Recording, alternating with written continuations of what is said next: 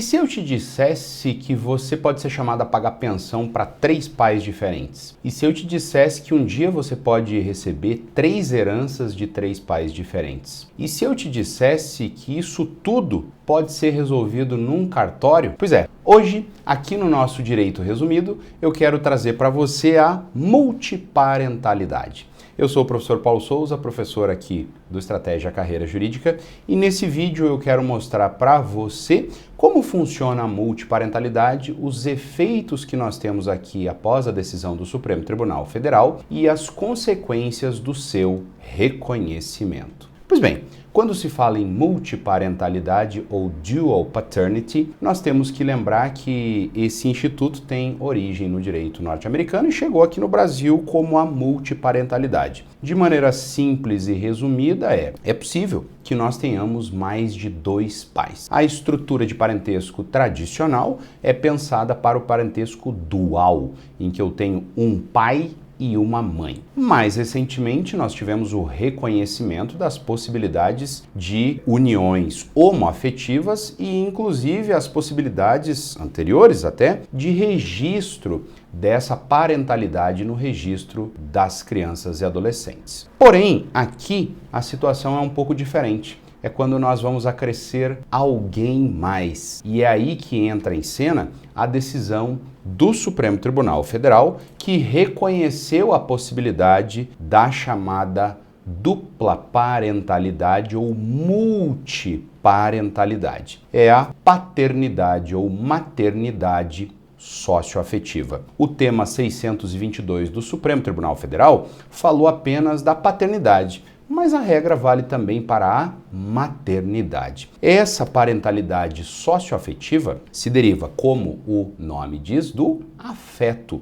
e ela pode ser declarada ou não no registro público. Se estiver declarada ou não no registro público, não impede o reconhecimento de vínculo de filiação baseado na origem genética. É aí que a gente precisa entender as muitas parentalidades. Eu posso ter uma parentalidade genética ou biológica, enfim, o popular filho do meu sangue. Nós temos a parentalidade registral, que é aquela que está no registro de nascimento da criança, que em geral é baseada na parentalidade genética ou biológica, e a parentalidade socioafetiva, que é a popular de criação, né? O pai de criação ou a mãe de criação, que é gerada pela passagem do tempo a partir da chamada posse de estado de filho. Então, a pessoa se reconhece como meu filho, eu reconheço ele como meu filho, e as pessoas que nos conhecem nos reconhecem como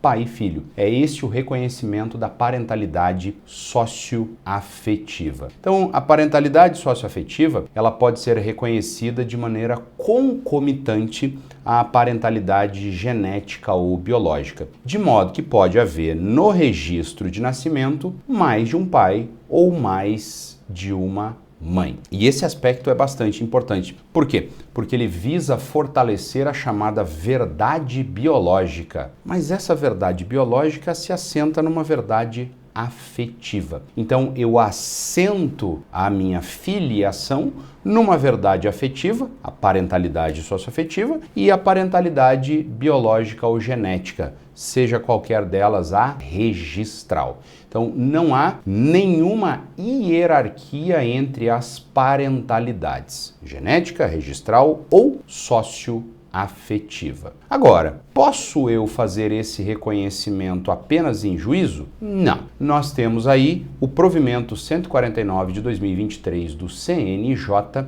que permite o reconhecimento extrajudicial, feito em cartório, da parentalidade socioafetiva. Agora toma cuidado, é possível fazer apenas um reconhecimento de pai ou mãe socioafetivos adicionais. Se eu quiser adicionar um outro, será necessário reconhecer isso judicialmente. Segundo, os pais biológicos registrados precisam concordar formalmente com esse reconhecimento. Sem essa concordância, não poderá haver o registro. Terceiro, qualquer dúvida vai ser sanada pelo juízo do foro extrajudicial. E não é possível que nós reconheçamos os avós como pais, ainda que haja o elemento de socioafetividade. Só que toma o maior dos cuidados. É necessário que aquele que pretende o reconhecimento conte com pelo menos 12 anos de idade, né? Quando se torna adolescente. Não podemos fazer esse reconhecimento de crianças. É necessário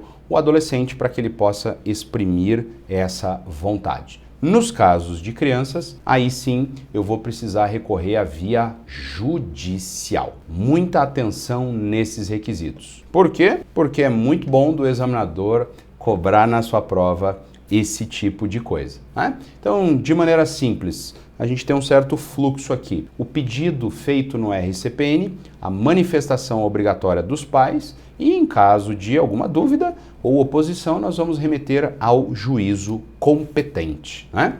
Caso de impugnação, por exemplo. Mas, Paulo, esse reconhecimento da socioafetividade, não era mais fácil só fazer uma adoção? Não. Porque a adoção vai funcionar com uma estrutura diferente segundo o Estatuto da Criança e do Adolescente. De maneira simplista, quando nós falamos em adoção, nós vamos ter uma quebra dos vínculos com a parentalidade anterior, nos termos do Estatuto da Criança e do Adolescente. Então nós tiramos um para colocar outro. Já na parentalidade socioafetiva, nós temos uma soma, né? A multiparentalidade permite a soma desses vínculos. Então, ao invés de substituição, nós temos uma cumulação. E isso é extremamente importante, porque essa acumulação vai gerar uma série de efeitos. Nós temos efeitos, por exemplo, sucessórios. Os filhos passam a herdar de 3 pais. E caso esse filho morra sem ter filhos e haja aplicação do artigo 1829, inciso 2º, a sucessão dos ascendentes, os 3 ascendentes vão receber essa herança. Então nós teremos uma habilitação em múltiplos inventários e direitos sucessórios integrais em qualquer uma dessas linhas. Então o filho poderá receber uma herança do seu pai biológico, da mãe biológica e do pai socioafetivo. Simples, e os filhos sempre recebendo por cabeça. E o contrário também. Caso esse filho venha a falecer e a sucessão seja dos pais, os ascendentes vão herdar por cabeça. O pai biológico vai receber 1/3, a mãe biológica vai receber outro terço e o pai socioafetivo vai receber outro terço. Isso também impacta no dever de alimentos. Esses 3 pais terão dever de prestar alimentos, devendo essa responsabilidade, como há entendimento do STJ já há bastante tempo, é ser considerada conjunta e divisível, na medida das forças, das possibilidades de cada um desses ascendentes. Então, cada um deles vai contribuir com uma parte baseado no binômio necessidade-possibilidade. Vale ressaltar que, em termos processuais, aqui no litisconsórcio, nós temos um litisconsórcio facultativo, não obrigatório, né? Eu posso pleitear esses alimentos apenas em relação a um dos pais, caso o outro, por exemplo, não tenha porte econômico. Agora, o contrário também vale.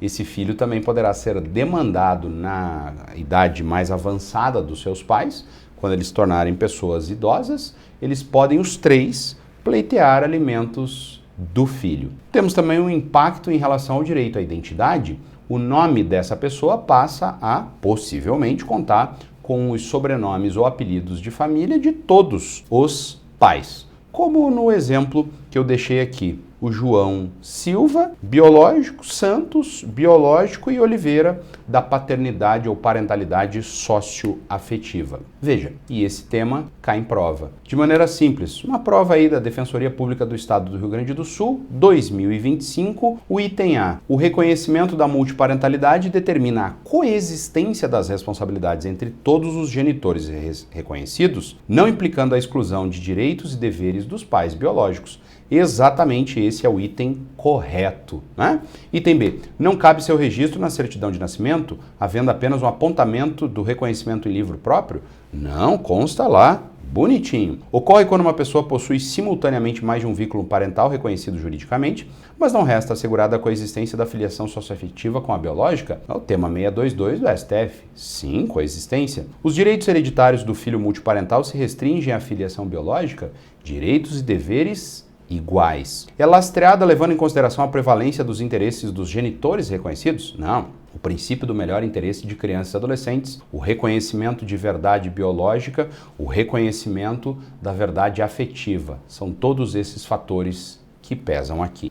Assim, a multiparentalidade traz para os filhos e para os pais, em resumo, todos os mesmos efeitos da parentalidade comum. Parentalidade biológica ou genética, registral e socioafetiva não vão gerar distinções. É claro, algumas mais contas a fazer, mas nada muito difícil. Gostou? Isso aqui é só uma amostra do conteúdo completo sobre o tema da parentalidade que está presente no material de Direito Civil do Estratégia Carreira Jurídica. Se você ainda não é nosso assinante, se torne o quanto antes. Tem um linkzinho aqui na descrição